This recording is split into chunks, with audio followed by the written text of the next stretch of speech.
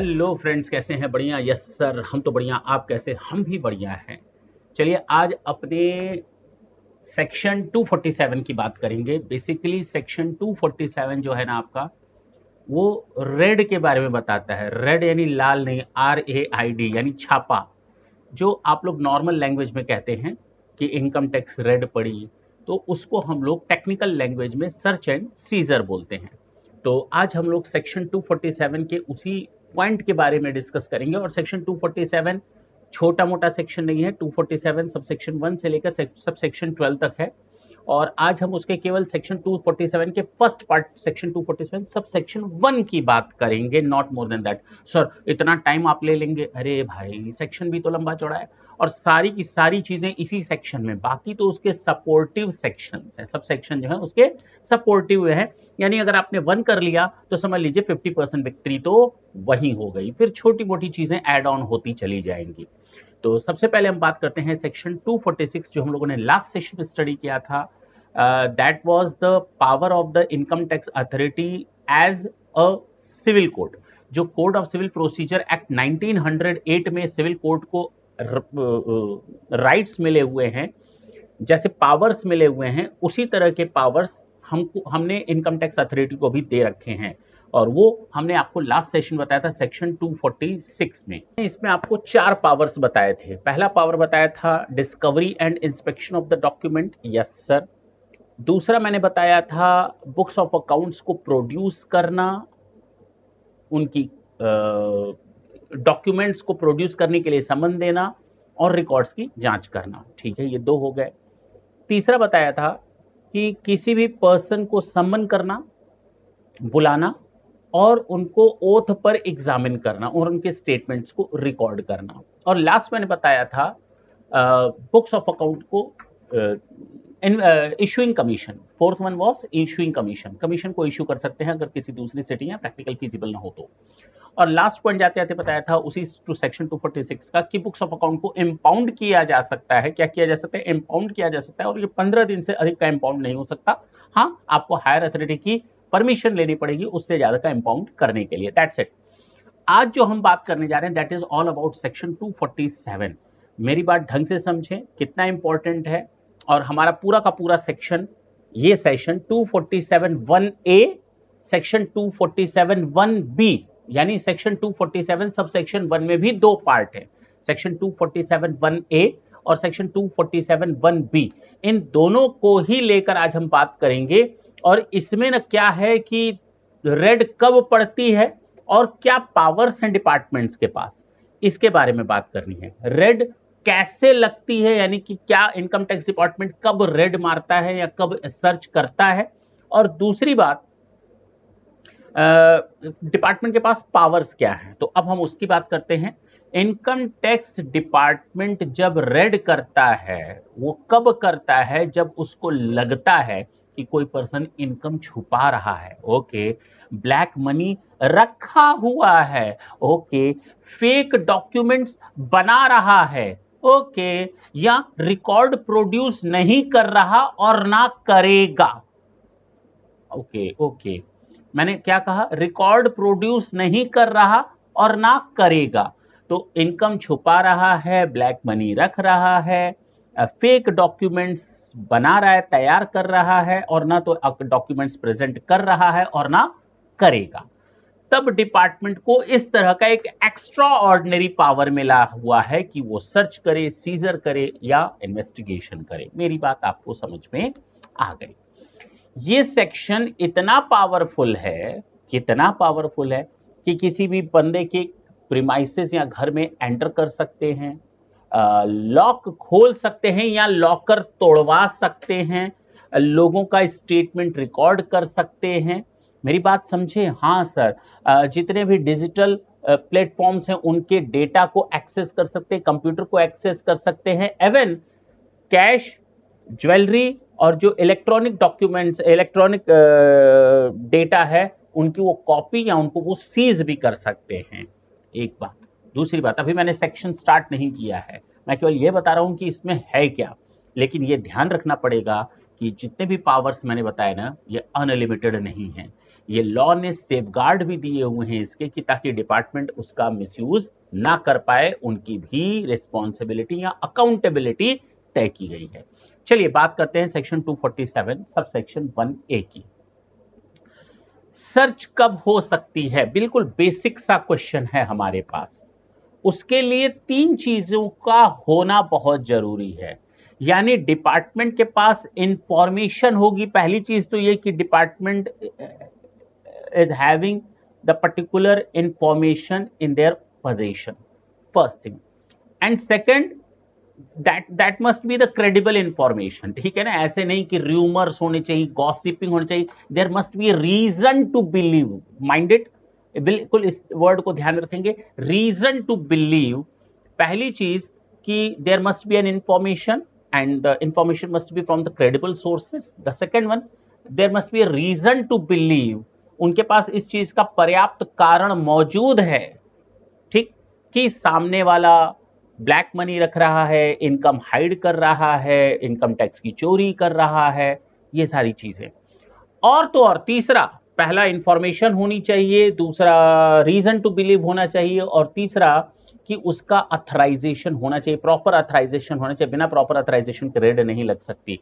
तो मतलब डिपार्टमेंट के पास क्रेडिबल इंफॉर्मेशन होनी चाहिए कि टैक्स पेयर कुछ छुपा रहा है, टैक्स पेयर कुछ छुपा रहा है। तो इसी में ही आगे बढ़ते हैं कि अगर किसी पर्सन को डिपार्टमेंट ने कोई नोटिस दिया है, सम्मन भेजा है, बुक्स और डॉक्यूमेंट प्रोड्यूस करने के लिए उसको कहा गया है, लेकिन उससे प्रोड्यूस नहीं किया।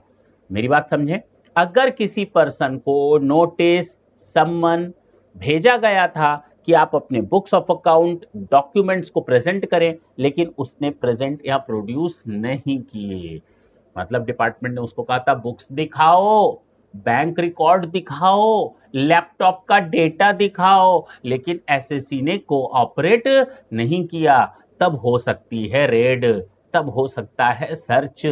अच्छा सर, इसका मतलब ये हुआ कि हमने सामने वाले को मौका दिया था और उसने वो मौका गंवा दिया, कह सकते हैं। इसी बेसिस पर अगर मैं आपसे ये कहूं कि मेरा ये फर्स्ट पार्ट था कि सामने वाले को नोटिस भेजा गया, नोटिस भेजा गया, डॉक्यूमेंट्स के लिए बोला गया, ना तो उसने रिप्लाई किया और ना वो प्रोड्यूस कर रहा है books of account, that was actual happening. लेकिन एक प्रोएक्टिव बेसिस पर भी डिपार्टमेंट सर्च कर सकता है। अगर डिपार्टमेंट को लगता है कि ये बंदा जिसको हम नोटिस भेज रहे हैं वो डॉक्यूमेंट्स देगा ही नहीं, मतलब उसको लगता है कि इसको हम नोटिस देंगे और वो हमें डिपार्टमेंट को कोई चीज प्रोड्यूस करेगा ही नहीं, तो भी रेड हो सकती है, सर्च हो सकती है। मान लेते हैं डिपार्टमेंट को इंफॉर्मेशन मिली कि एक हवाला ऑपरेटर है, वो फेक बिलिंग कर रहा है और डेटा डिलीट करने वाला है।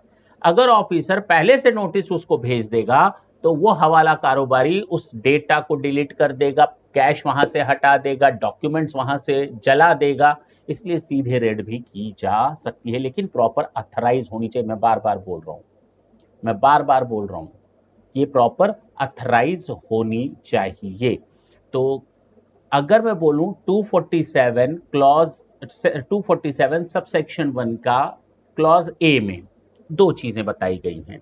पहला कि सामने वाले को कहा गया बुक्स दिखाओ, डॉक्यूमेंट्स दिखाओ, नोटिस भेजी गई, लेकिन वो ना तो प्रेजेंट हुआ ना तो उसने डॉक्यूमेंट्स दिखाए, पहला 247(1)A में। और साथ ही साथ उसको अगर नोटिस भेज दिया जाएगा तो वो उस नोटिस का जवाब नहीं देगा, बल्कि जो एविडेंसेस है उनको वो डिलीट करने की कोशिश करेगा, तो सीधे रेड हो सकती है। तो ये था 247(1)A।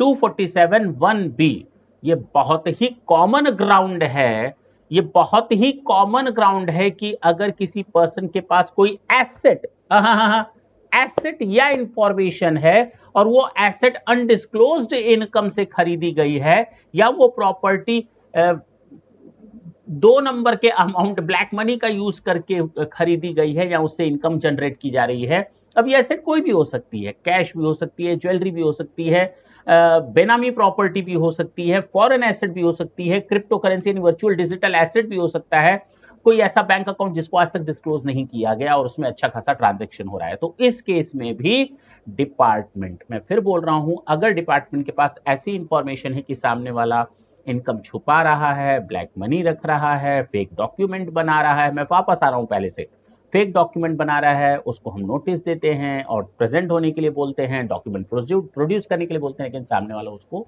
इग्नोर कर देता है। ये तो पहला पार्ट था। उसी में ही दूसरा पार्ट था, अगर डिपार्टमेंट को लगता है कि अगर हम इसको इंफॉर्मेशन दे देंगे, नोटिस दे देंगे, तो ये अपना डेटा डिलीट कर देगा या उसमें मैनिपुलेशन कर देगा या वो चीजें वहां से हटा देगा, एविडेंसेस का छेड़खानी कर देगा, तो उस केस में सीधे रेड की जा सकती है। नेक्स्ट पॉइंट ये बोलता है, सेक्शन 247(1)(b) ये बोलता है कि अगर किसी के पास कोई एसेट है या कोई ऐसी इंफॉर्मेशन है तगड़ी, साउंड प्रूफ इंफॉर्मेशन है, फुल प्रूफ इंफॉर्मेशन है, साउंड प्रूफ करें, फुल प्रूफ इंफॉर्मेशन है कि उसके पास कोई प्रॉपर्टी है, कोई एसेट है जो अनडिस्क्लोज्ड इनकम से अर्न की गई है या खरीदी गई है, ये एसेट चाहे कैश हो, ज्वेलरी हो, बेनामी प्रॉपर्टी हो, फॉरेन एसेट हो, डिजिटल वर्चुअल डिजिटल एसेट हो यानी कि क्रिप्टो करेंसीज हो, कोई ऐसा बैंक अकाउंट जिसको शो नहीं किया गया, तो उस केस में भी उसके ऊपर रेड लग सकती है, यानी कि रेड की जा सकती है। जैसे कि डॉक्यूमेंट डिपार्टमेंट को एक इंफॉर्मेशन मिलती है कि किसी बंदे के पास 20 करोड़ रुपए का कैश इस जगह रखा हुआ है, 20 करोड़ रुपए का कैश इस जगह रखा हुआ है, और अगर उसको नोटिस भेज दी जाएगी तो कैश तो वहां से वो गायब कर देगा, उसके लिए सोचने की जरूरत नहीं है, हाँ या ना। तो अगर वहां क्या रेड हुई, बिना नोटिस के किया जा सकता है, एवन उसका कैश, डायरीज, लॉकर्स, उनकी कीज जब्त की जा सकती है, सीज की जा सकती है। अब आपके दिमाग में यह ख्याल आ रहा होगा, सर ये सेक्शन 247(1)(a) और b तो समझ में आ गया, हमें ये तो पता चले कि अथराइज्ड ऑफिसर कौन होता है, क्योंकि रेड प्रॉपर अथराइज होनी चाहिए, तो जो अथराइज्ड ऑफिसर होता है वो होता है joint director, joint commissioner, assistant director, assistant commissioner, income tax officer, इन्हें कहा जाता है अथराइज्ड ऑफिसर। चलिए, ये तो बात इतनी इंपॉर्टेंट नहीं थी। अब आते हैं इनके पास पावर्स क्या क्या मिले हुए हैं। इसी सेक्शन 247(1) में ही बताया गया है, what are the powers given to the income tax department during red.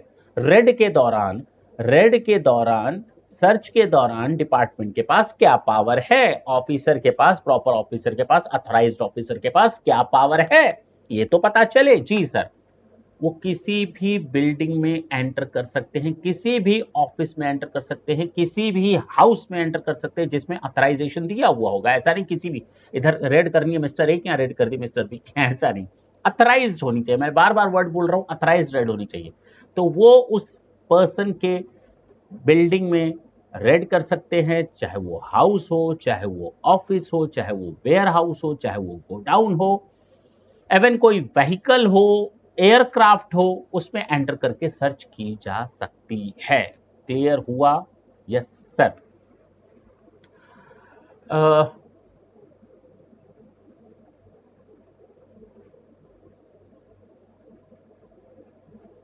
Department ना, एक चीज और जो मुझे इस दौरान बतानी जरूरी है कि डिपार्टमेंट जब आपके यहाँ रेड करता है, मतलब किसी एसएससी के, आप अपने ऊपर पर्सनली ला लें, जब किसी के यहाँ रेड करता है तो ऑफिसर उनसे कह सकता है कि भाई हम आ तो गए, एंटर तो कर गए, अब एंटर कर गए, लैपटॉप दिखाओ, सामने वाला कहता है नहीं दिखाऊंगा। लॉकर दो, नहीं बताएंगे, लॉकर की चाबी दो, गायब हो गई, मतलब उल जुलूल जवाब, मतलब दे आर नॉट कोऑपरेटिंग।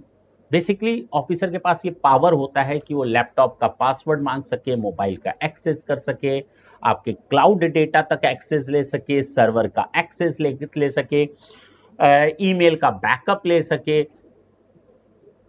तो सामने वाले को उन चीजों का टेक्निकल असिस्टेंस देना पड़ेगा। क्लियर है? वो उस चीज को अवॉइड या मना नहीं कर सकते। अकाउंटेंट ये नहीं बोल सकता कि पासवर्ड नहीं बताऊंगा, लेकिन लॉ के हिसाब से उसको पासवर्ड बताना पड़ेगा। तो ये कुछ बेसिक चीजें हैं, साथ साथ आपको ध्यान में रखनी पड़ेंगी। तो ये फिर मैं बोल रहा हूं कि पहले तो एंटर कर सकते हैं, लॉक तोड़ने की भी पावर है। ओके, लॉकर कहाँ कहाँ है वो पूछ सकते हैं, खोज सकते हैं, लॉकर खुलवा सकते हैं, चाबी न देने पर तोड़ सकते हैं, कंप्यूटर एक्सेस ओवरराइड कर सकते हैं, दे हैव द पावर। अब कंप्यूटर एक्सेस ओवरराइड करने के लिए अब जरूरी नहीं कि जो इनकम टैक्स ऑफिसर गया है they have the technical knowledge about all these things, they can call the concern person. In the same way locker तोड़ना है तो जरूरी नहीं खुद ही हथौड़ा उठाया धन धन धन धन मारने लगा, नहीं भैया, वो लॉक स्मिथ को बुलाएंगे और उनसे वो लॉकर खुलवा सकते हैं, अगर नहीं खुलेगा तो तोड़ने का भी पावर है। ये समझ में आया? हाँ सर, एक और पावर है उनके पास, ये पावर है कि वो किसी भी पर्सन को जिनके ऊपर वो शक होता है कि अब जैसे ही रेड पड़ी तो वो सारे दरवाजे बंद हो जाते हैं, टीम अंदर, थोड़ी टीम बाहर भी रास्ते पर चेक करने के लिए कौन आ रहा है कौन जा रहा है, सेफ्टी एंड सिक्योरिटी को लेकर। लेकिन उस प्रीमाइसेस के अंदर डिपार्टमेंट के जो स्टाफ होते हैं वो फैल जाते हैं, टीम जो होती है सर्च करती है।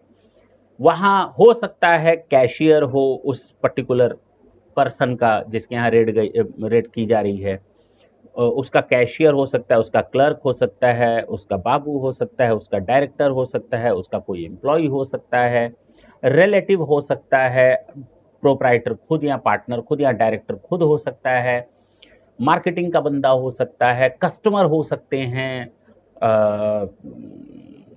सप्लायर हो सकते हैं, कोई भी उस समय बैठा हो सकता है, क्योंकि बता करके तो अंदर आएंगे नहीं और सब लोग अपनी जगह पर बैठे हैं।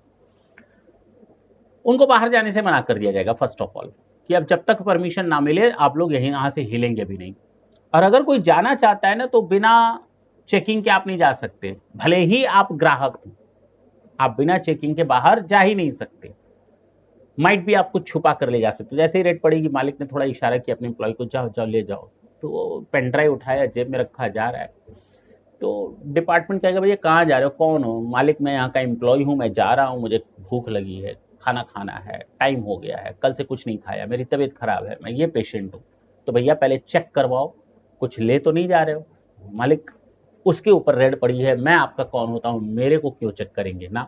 आप यहाँ से जाएंगे, हो सकता है आप कुछ डॉक्यूमेंट्स या पेन ड्राइव या कुछ चीज़ें छुपा कर ले जा रहे हों, एविडेंसेस वगैरह, तो आपकी सर्च हो सकती है फिजिकल, चाहे वो कस्टमर ही क्यों ना हो, चाहे वो सप्लायर ही क्यों ना हो, चाहे उस समय बैंक का कोई आदमी वहां पर बैठा क्यों ना हो, एम्प्लॉयज और स्टाफ की बात ही छोड़ दो। तो ये चीज़ आप याद रखेंगे। तो पहला मैंने बताया वो प्रॉपर्टी पे एंटर कर सकते हैं प्रेमाइस में, लॉकर खुलवा सकते हैं, तोड़वा सकते हैं, और किसी भी पर्सन की चेकिंग करवा सकते हैं। वो बुक्स ऑफ अकाउंट मंगवाएंगे, अपने सामने रखेंगे, उस पर मार्किंग करेंगे। क्या करेंगे? मार्क कर सकते हैं किसी भी चीज़ पर, डॉक्यूमेंट पर, कोई इनवॉइस मिल गया, कोई एग्रीमेंट मिल गया, तो उस पर वो मार्किंग कर सकते हैं प्रॉपरली, और उसमें लिखा रहेगा कि ये इस दिन की रेड की इनकम टैक्स ऑफिस का हिसाब किताब है। उनकी वो कॉपीज ले सकते हैं, एक्सट्रैक्शन भी ले सकते हैं, ऐसा नहीं, उनके पास वो पावर है। कंप्यूटर डेटा भी उसकी सेकंड कॉपी क्लोन भी बनाकर ले जा सकते हैं। तो ये चीज़ें आपको याद रखनी पड़ेंगी। प्रीमाइसेस में एंटर कर सकते हैं, फिजिकल चेकिंग कर सकते हैं, लॉक खुलवा सकते हैं, मार्किंग और कॉपीज ले सकते हैं, और इन्वेंट्रीज बनाते हैं। इन्वेंट्रीज बनाने का मतलब स्टॉक नहीं होता, इन्वेंट्रीज का मतलब they are just going to keep all the things which they found over there in a proper system in writing। तो वो लिख सकते हैं कितना कैश मिला, they are just making the inventory, कितना कैश मिला, कितनी ज्वेलरी मिली, कितना स्टॉक मिला, कौन कौन लोग उस समय अवेलेबल थे, किनका क्या क्या रोल है, वो सारा का सारा डिटेल लिखेंगे, जिसको हम कह सकते हैं इन्वेंट्री। रिटन में होता है, इसलिए that's why this is known as already, this is a part of the record और एविडेंस। नेक्स्ट होता है डिपार्टमेंट सीज कर सकता है। सर डिपार्टमेंट क्या सीज कर सकता है? कैश को भी सीज कर सकता है, ज्वेलरी को भी सीज कर सकता है, डॉक्यूमेंट को भी सीज कर सकता है, हार्ड डिस्क को भी सीज कर सकता है, और कंप्यूटर को भी सीज सकता है। लेकिन normally department stock in trade को सीज नहीं करेगा, क्योंकि बिजनेस उसी से चल रहा है, बिजनेस को बंद करने का पावर उसके पास नहीं है। तो अगर ज्वेलरी शॉप में रेड की गई है तो ज्वेलरी शॉप की ज्वेलरी वैसे ही रखी रहेगी। हाँ, उनका इन्वेंट्री ले लिया जाएगा, कितना ज्वेलरी है, क्या क्या छोड़ा गया है, क्या 2 नंबर में, क्या 1 नंबर में, वो डिटेल लिख सकते हैं। They can have the record. Clear हुआ? हाँ या ना? तो ये पावर्स हैं डिपार्टमेंट के पास, वो प्रॉपर्टी में एंटर कर सकते हैं, सर्च कर सकते हैं, लोगों की फिजिकल सर्च कर सकते हैं, लॉक खोलवा सकते हैं, तोड़वा सकते हैं, मार्किंग एंड डॉक्यूमेंटेशन कर सकते हैं, कॉपीज ले सकते हैं, ये सारी चीज़ें कर सकते हैं। स्टॉक इन ट्रेड को वो सीज नहीं कर सकते, बाकी कैश, ज्वेलरी, डॉक्यूमेंट को वो चाहे तो सीज कर सकते हैं। टेक्निकल असिस्टेंट सामने वाले को देना पड़ेगा, वो लैपटॉप को एक्सेस कर सकते हैं, वो क्लाउड डेटा को एक्सेस कर सकते हैं, वो कैश को एक्सेस कर सकते हैं, कैश को जब्त भी कर सकते हैं। ये सारे पावर्स उनके पास है, लेकिन इन्वेंट्री को वो जब्त नहीं करेंगे नॉर्मली, मैं अगर बात बताऊं। तो ये था आपका सेक्शन 247(1) कंप्लीटली। तो इसमें मैंने आपको सेक्शन 247(1)A 1B बताया, उसके बाद ये बताया कि इनको कौन सी पावर्स दी गई हैं डिपार्टमेंट के प्रॉपर ऑफिसर्स को जो रेड के दौरान रेड करते हैं। क्लियर है? ठीक है, नेक्स्ट सेशन में मिलें। Yes sir.